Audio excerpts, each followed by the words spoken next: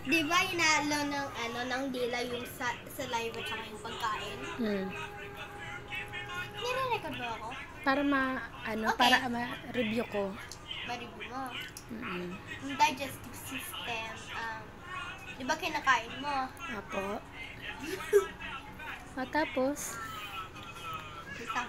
ayoko nung kumain. Sige na, Kumain ka. Yung teeth, hinahati ito. Hinahati ito ng mga pieces. Tapos, yung salivary glands, sila yung nagpo-produce ng saliva. Tapos, yung dila, kinokontrol namin para ihalo yung saliva tapos yung pagkain. Tapos, di ba hinalo? Ito ginawang bolus. Tapos, dinadala sa ano yun? Wait lang, tignan ko sa'yo.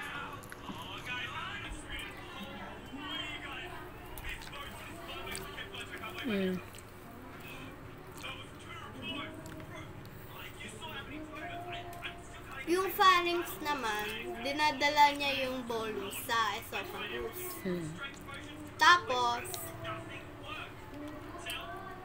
yung bolus, papunta na sa esophagus. At tapos, dinadala na sa stomach. Tapos,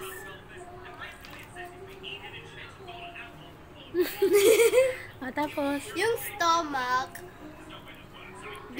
binibigay ng gastric juices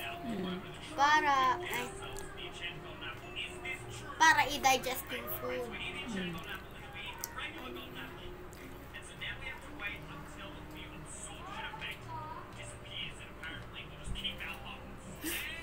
Yung itong mass, tinatawag to na chyme. C-H-Y-M-E, chyme. Yung chyme,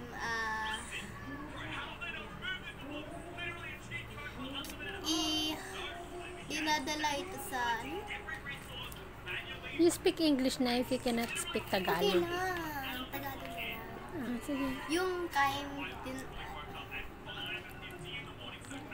It's okay so that you can easily explain it. yung chyme, it crosses the pylorus. May halo-halo is already melting. Oh, yeah. The chyme. Sige, explain it in English. From the start or still? No, from the chyme na. Yung chyme, it crosses